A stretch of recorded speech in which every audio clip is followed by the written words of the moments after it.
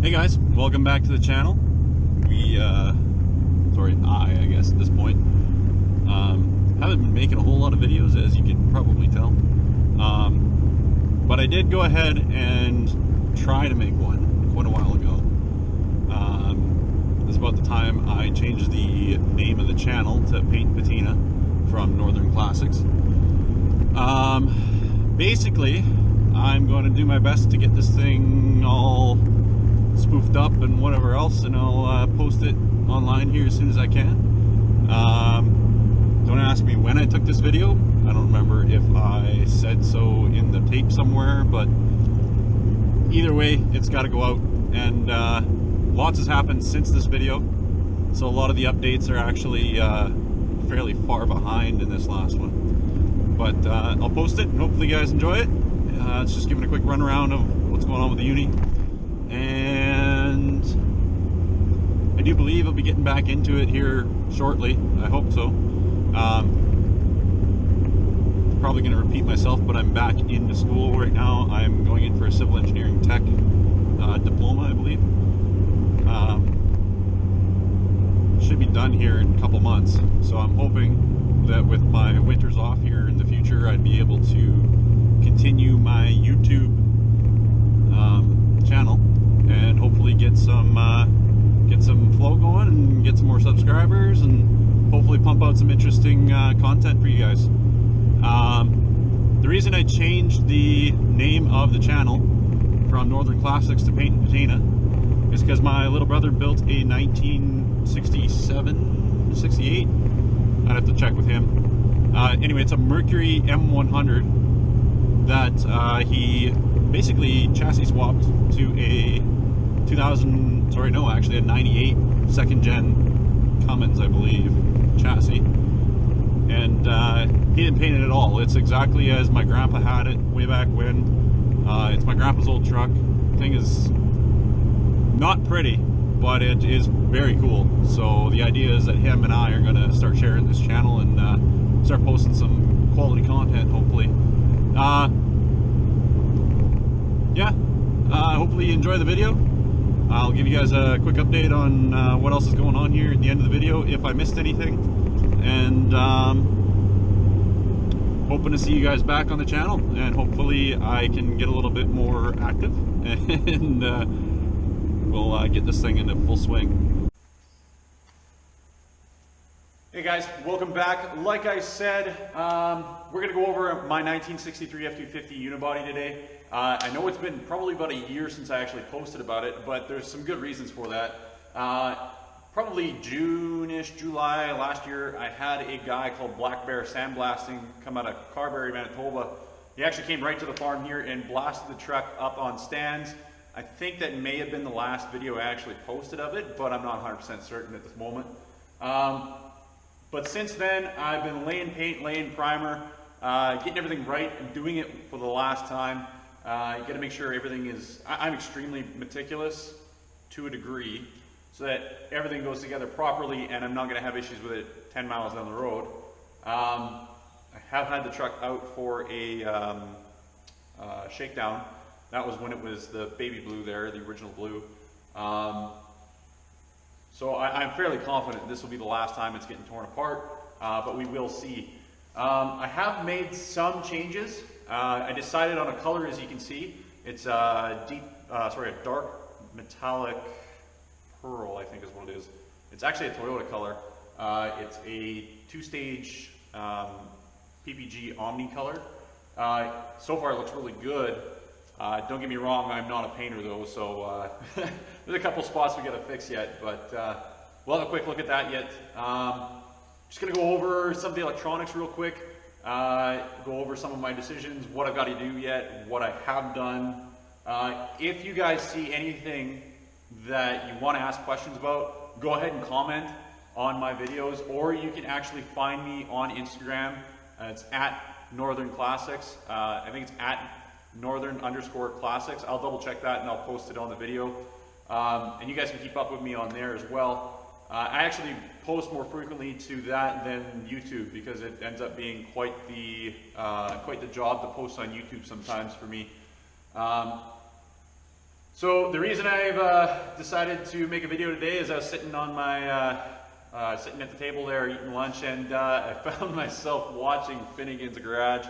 Obviously that guy's a legend, everybody likes him, but it kind of clued into me that I had a truck and I never really made a video in the past year or so.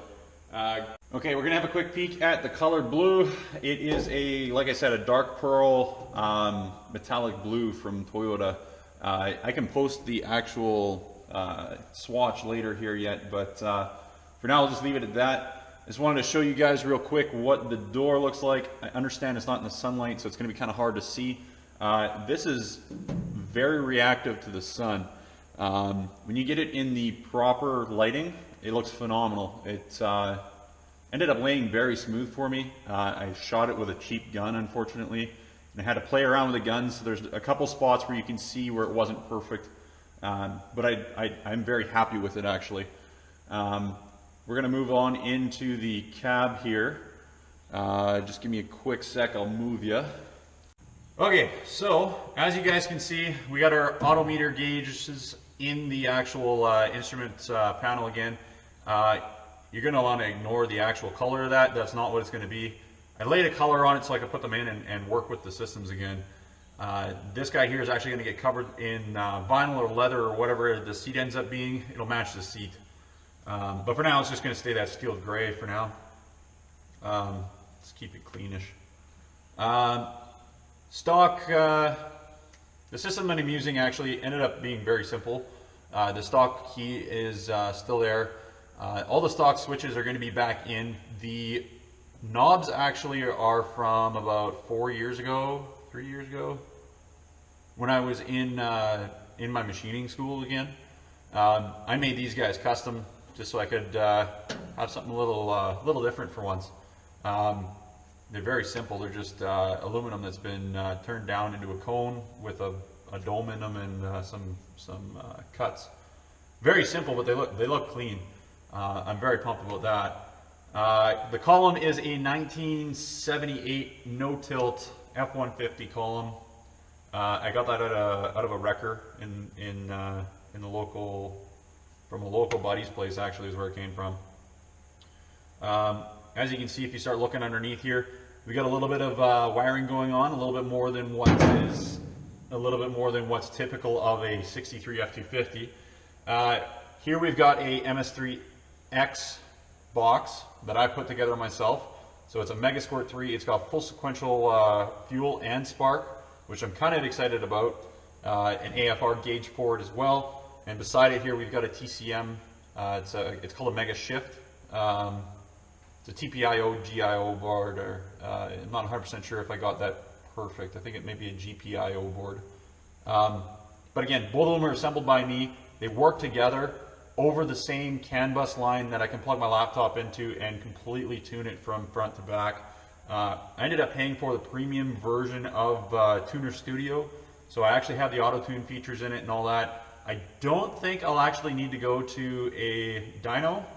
I would love to, but at this point, with my budget being in school and all that, it doesn't look like I'll be headed to one anytime soon. Maybe one day, but not right now. The kits that I ended up using, like I said, is the MS3X and the Mega Shift kits. Both of them I ordered off of AutoTune, DIY AutoTune, and they were great. Answered any questions I had. For the most part, I'm not a person to ask a lot of questions though. So if you have other experiences with them, and I don't know what to tell you, but my experience was great with them. It's all wired in correspondence with actually a painless 10102 kit, which is it's the classic truck wiring harness kit with the key and dash. I believe it all uses typical GM wiring colors and all that. But every single wire here is actually labeled, which is extremely handy because I I know for the most part that I can go through wires and know where they are, but it takes a whole lot of time out of it. This is all, of course, an upgrade. I call it an upgrade, I should say, to the stock Crown Vic wiring that I had in here and the ECU that I had stolen out of the original cop car. The way that I did the Crown Vic cut down on the wiring kind of scared me. After putting this much work into it, I didn't really want to run the risk of it blowing up or burning because of one of my poor connections or something like that, or something I left bare or open. And this way too, I have a ton of capability here when it comes to tuning. And the other thing too is that this particular system doesn't care what engine is on the other side of it. If you can tune it to run that engine, it'll run it. So at this point, if I blow this 4.6 up, which, I mean, it's got 250,000 K on it, let's be honest here. If I get to 300 K with it, I'm going to be happy. If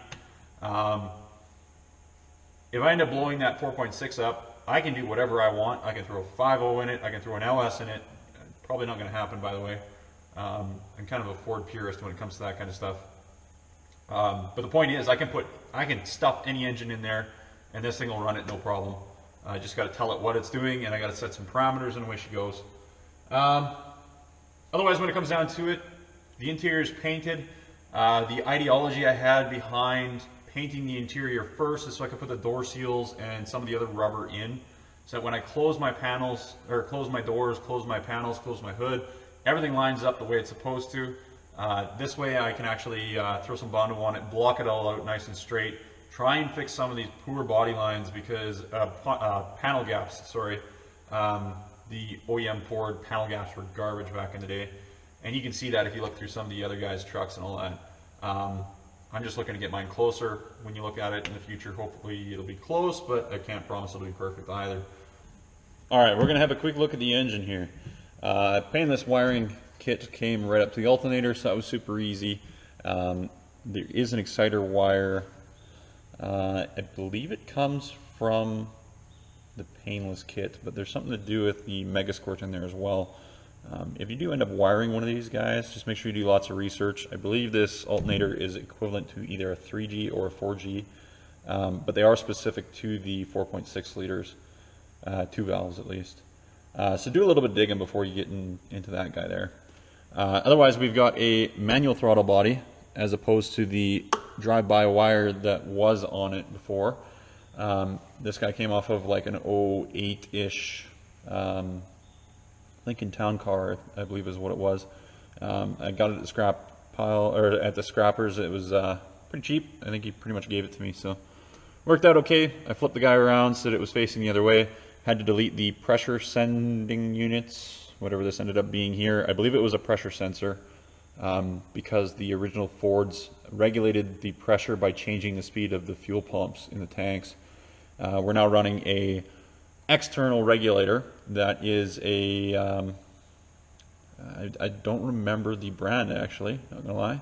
Came from Summit though. It was fairly reasonably priced. It's set to be around 45-50 psi, I think is what it was, and it's feeding directly into the stock rail. Russell adapter makes the adapter to go from a stock rail into an AN fitting. New coils, because it was running like a bag when I first got it. The sensors are all still Ford. I shouldn't have an issue with the Megasquirt on Ford sensors. However, if I do have an issue in the future, I'm probably going to end up changing them all over to the GM equivalents. I've been, obviously, if you watch my channel, you've probably heard of Sloppy Mechanics. Matt there has basically gone over it a couple times and explained in one of his Tuner Studio videos that the GM sensors have always been better.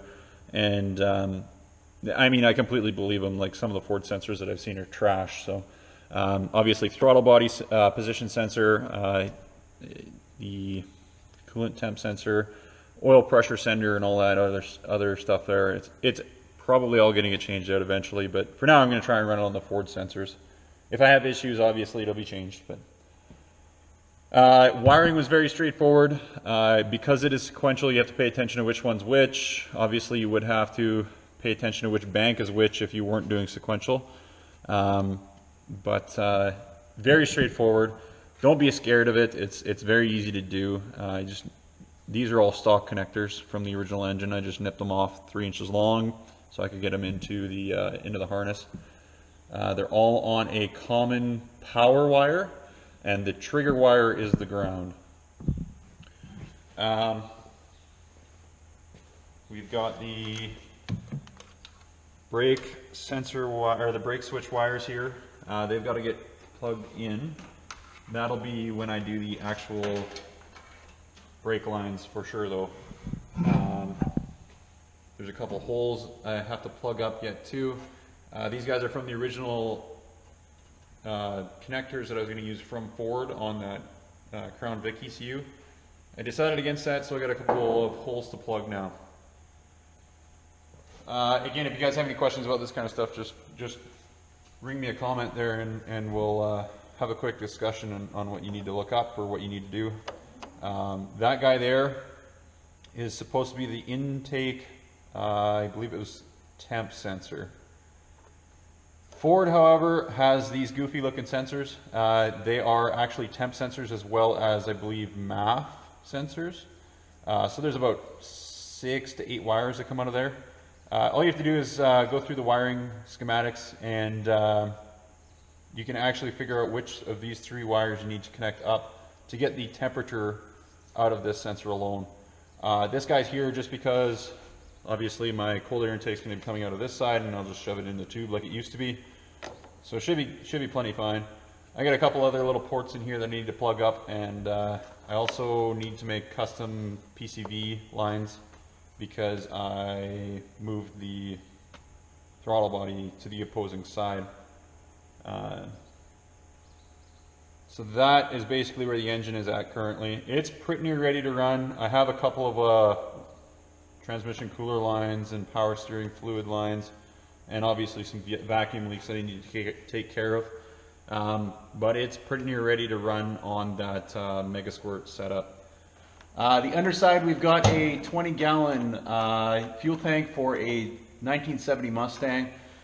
This guy has, I believe, a Spectre fuel pump in it. It's a fuel pump and sending unit for a EFI converted Mustang.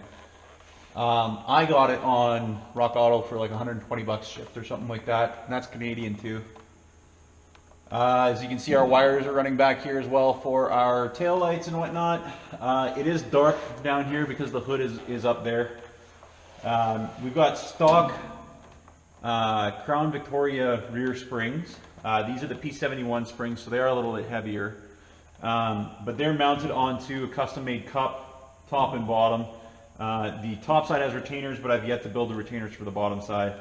The shocks are stock P71 shocks as well. They're just welded on the back side of the axle mounts that I had built. All of this, of course, is on the custom. I don't know if you'd call it a ladder bar or what you'd call it, but it's 2 parallel links that are kept in line by a Watts link on the top side of that axle there. As you can see, I painted the axle and everything's all finished up nice and pretty. I think I had a video on that. If not, it's very straightforward. I mean, you go over it with a brush and shoot it. It's easy. Okay, so as promised, the current update on the Unibody. Last thing I did was fix the hood. I bought myself a Princess Auto English wheel, the larger version. I'm sure it's the same thing as the Harbor Freight one, it's just a different color. It's all the same manufacturers, I believe. They just distribute them and paint them differently. I had extended about 9 inches or so to get the wheels to reach to the center of the hood. Basically what I did is I rolled it out and I corrected the issue that I had tried to fix the first time and made worse. To the point where it was really good. And at that point I did my work with the Bondo and my body work, and then I actually resprayed the hood and it's ready to go already. Another update I should give you guys a quick heads up on is I am currently working on the tailgate for it.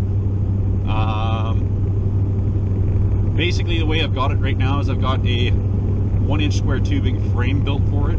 I've got the inside of the tailgate bed, well, it's cut out, it's just a flat panel.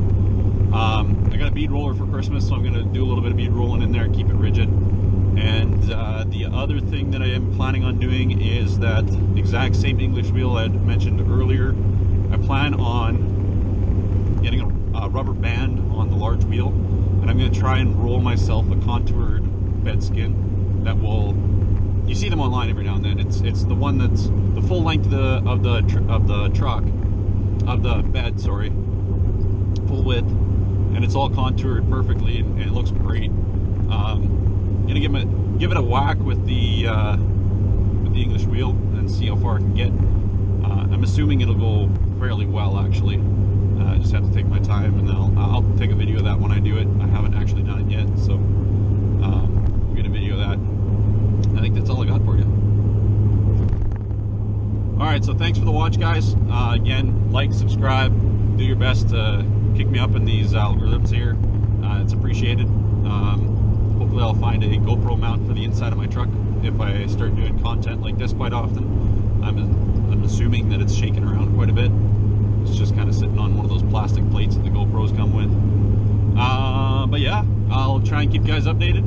As of currently, I'm hoping to have it done for summer, but I've been saying that for about 3-4 years now, so I guess we'll find out. Thanks, guys. Have a good one.